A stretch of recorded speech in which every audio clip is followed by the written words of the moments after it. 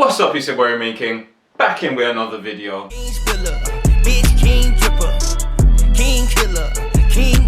If you're new to the channel, hit the subscribe button, join the crew. So today we're doing the 50 most valuable things on Earth. Well, it says in Earth, but I feel like, is on Earth better English? Who knows, who cares?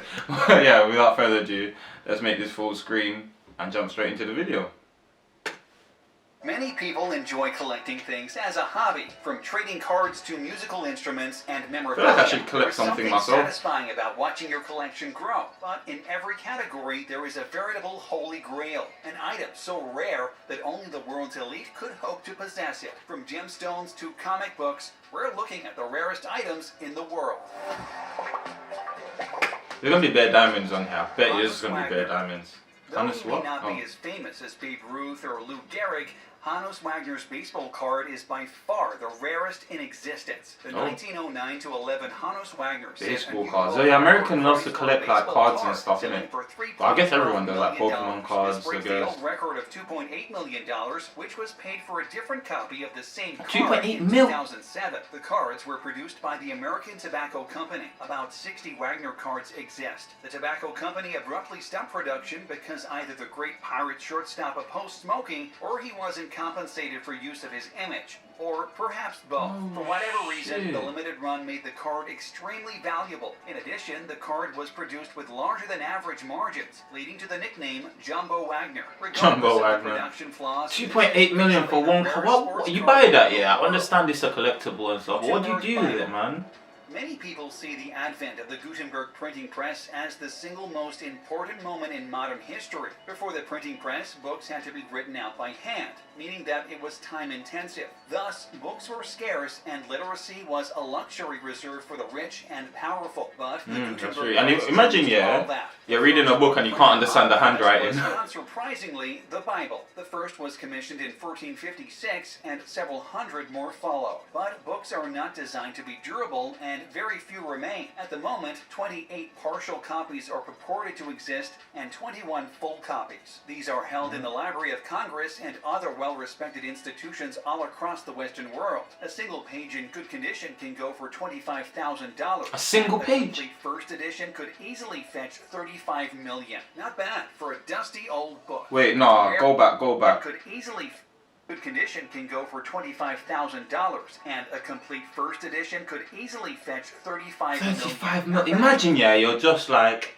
you're cleaning out an attic one day, fam. Like, say, like, you're just cleaning out someone's attic one day, and you just find one old ass book, fam, and then you just take it, you say, maybe this book's worth something. And you see it's a Bible and you're going like, oh, maybe, it's an old Bible, maybe it's worth something. To find out it's worth 35 million pounds, even 35 million any currency, that is madness. Oh my gosh, I'd never work again. You'd never see me again. Hi, I'm here. You'd never see me again. Dusty old book, rarest coin.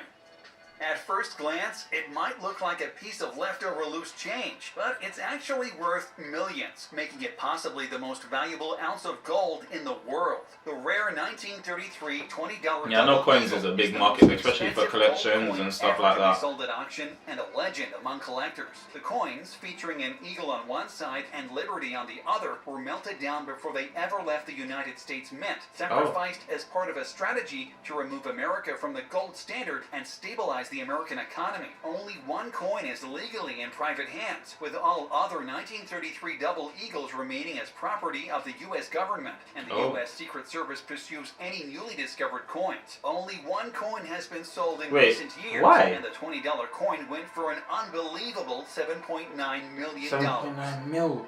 Why did he not want it though? William Shakespeare was I don't know what, it's just how I thought many people just had coins, isn't it, that day? Actually a group of people publishing under a pseudonym. He was an English poet, playwright, and actor of the Renaissance era. He was an important member of the King's Men Company of theatrical players from roughly 1594 onward. Known throughout the world, Shakespeare's writings capture the range of human emotion and conflict, and have been I'm not a big fan. celebrated for more than 400 years. And yet, the personal life of William Shakespeare is still shrouded in mystery. Of course, his stories are required reading in many schools around the world. While the works themselves are not rare, it's extremely rare to find his signature. In fact, there are only 6 verified copies in existence, and they are each valued at $3 million or more. None of the signatures are connected to works of art. Instead, they are on legal documents that he signed during his lifetime. The scarcity of signatures only adds to Shakespeare's mysterious A signature! Just a man's signature! Painite is the world's rarest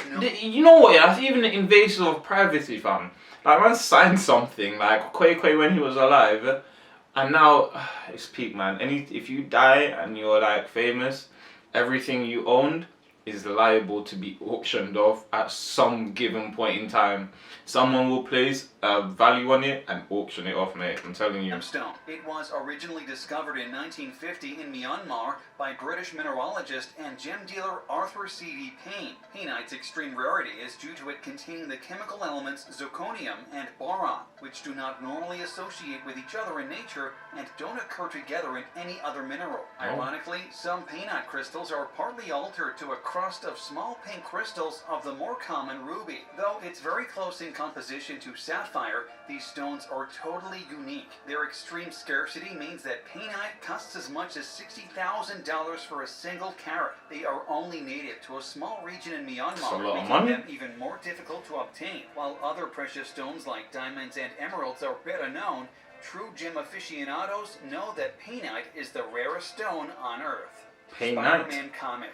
Gonna give my wife a ring of painite to get me knows that Spider-Man is for the the most pain on my beloved coast superhero and that his early material is extremely rare. That Writer was Stan fun. Lee That and was fun. That's illustrator why I stopped Steve myself. Ditko created Spider-Man as a filler story for a cancelled anthology series. At the time, a teenage lead hero was unheard of in comic books. However, young readers responded powerfully to Peter Parker, prompting an ongoing title and ultimately a meteor empire, including video games, several animated and one live-action television series, a live-action film franchise, and a Broadway musical. The first appearance in Amazing Fantasy number 15 is by far the most highly valued comic in the world. A copy of Amazing Fantasy number 15 sold at Heritage Auctions in Dallas on February 18th, 2016 for $454,100, a record price at public What do you do once you buy this for that much money? What do you then go and do with it? What am I going to do with that? Less than a year later, because the publication was initially sold for only 12 cents,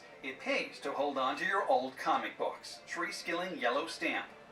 The Tree Skilling Yellow is a Swedish postage stamp. And boy, I can't lie, that's a tiny little profit though. Price for a single what for postage 500k? Sold for 1.1. Swedish currency was known as a skilling. The normal 3 skilling stamp printed in Sweden should be green, whereas the 8 skilling stamp was printed in yellow. However, due to an unknown error in 1855, most likely because the 3 skilling plate was replaced by an 8 skilling one, the 3 skilling stamp was printed in yellow, creating the precious Tree Skilling Yellow Stamp. The only known copy in existence of the Tree Skilling Yellow was discovered by a schoolboy named George Wilhelm Beekman in 1886 while going through his grandparents' attic. The stamp made headlines in 1984 when it was sold for $1.07 million. Did he sell that, or did someone else sell it? I wonder. It made over $1 million, and then in 1996 it was sold again for $2.875 million. Each successive sale meant a world record worth for a postage stamp. This also makes the stamp the most expensive item by weight in the world.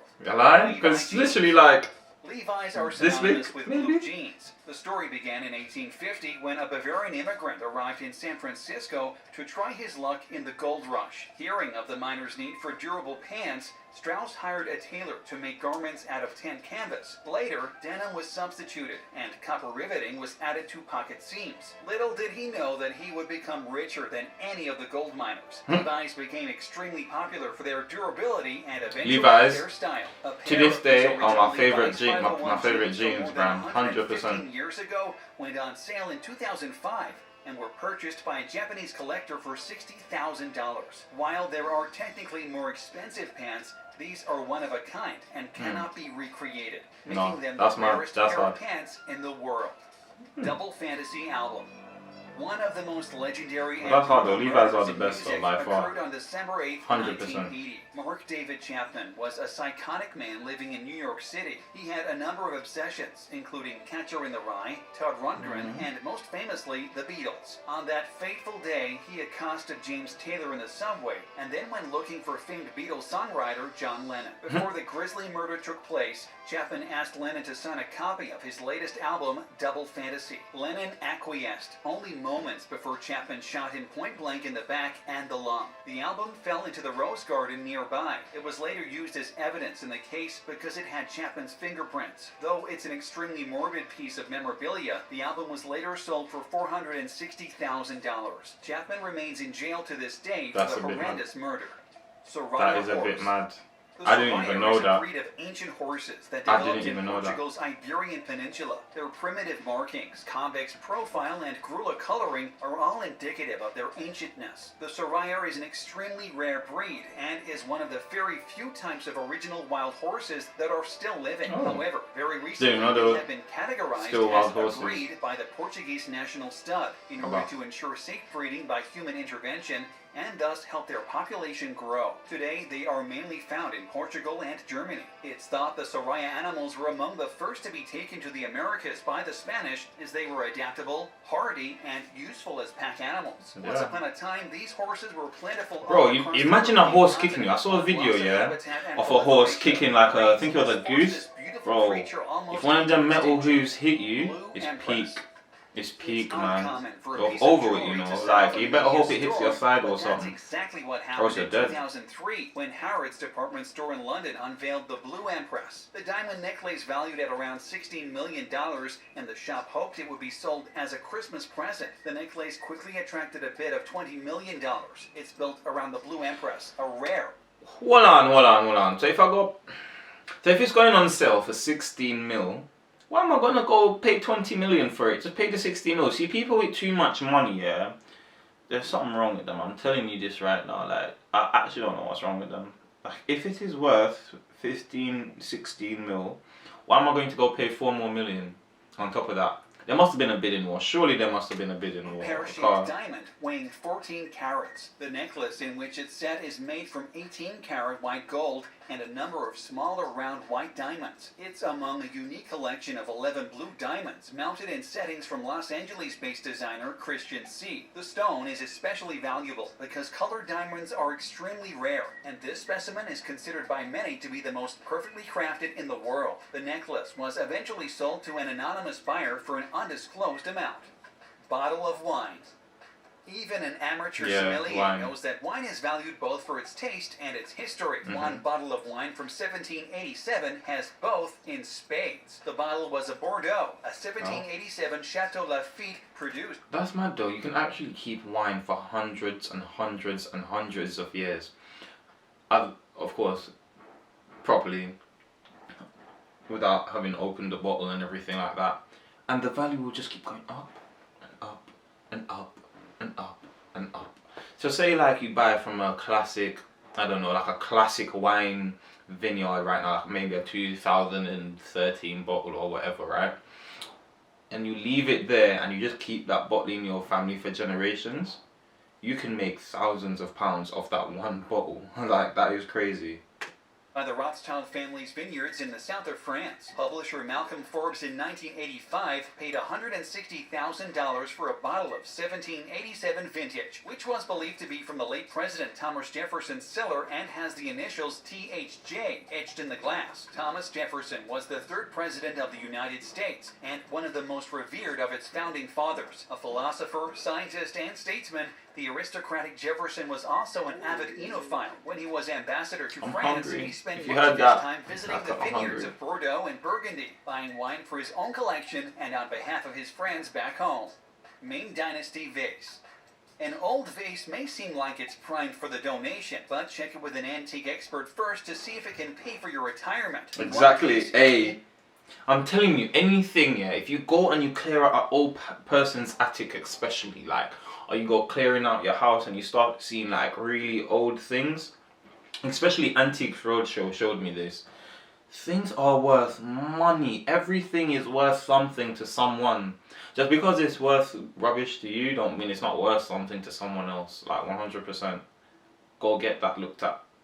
The Chinese vase was left haphazardly on a wooden shelf and was totally uninsured. But when the couple who owned it were going through their belongings, they realized they had hit the jackpot. Dating from the 15th century, the Ming Dynasty imperial vase went for $22.6 million.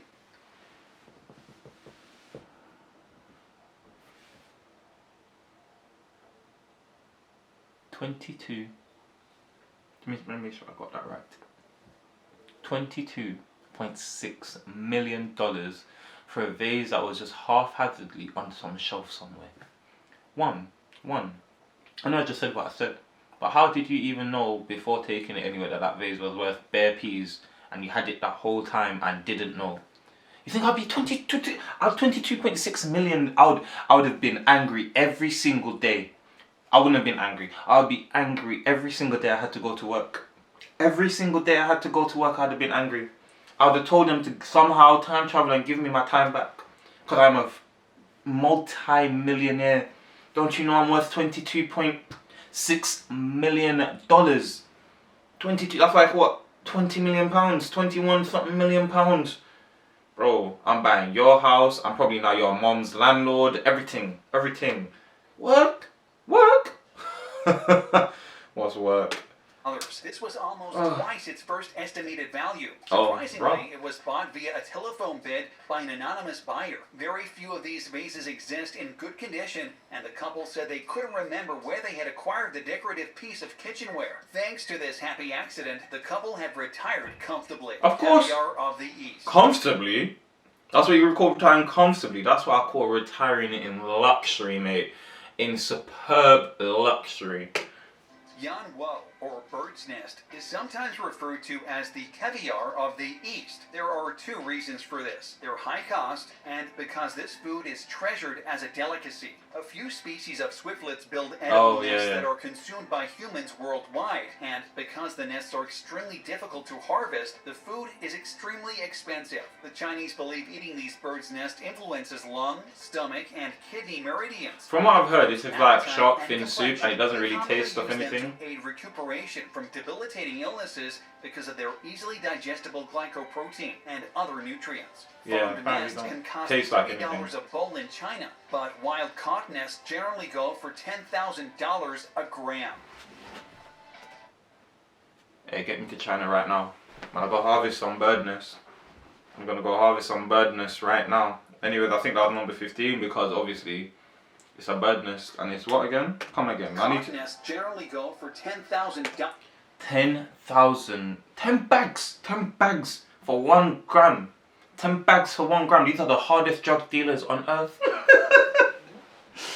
Oh my gosh. Yeah, but these are the hardest drug dealers on earth. I'm telling you that right for free. For free. But if you come this far into the video, please leave a like. Leave a comment, hit that subscribe button. We'll be back with more videos. Join the family, join the crew. It's been your very main king. And if you ever find some old antiques hidden somewhere, go get your praise. You might be a millionaire, you never know. When I pussy like a loose nail. Harriet tell me 20s.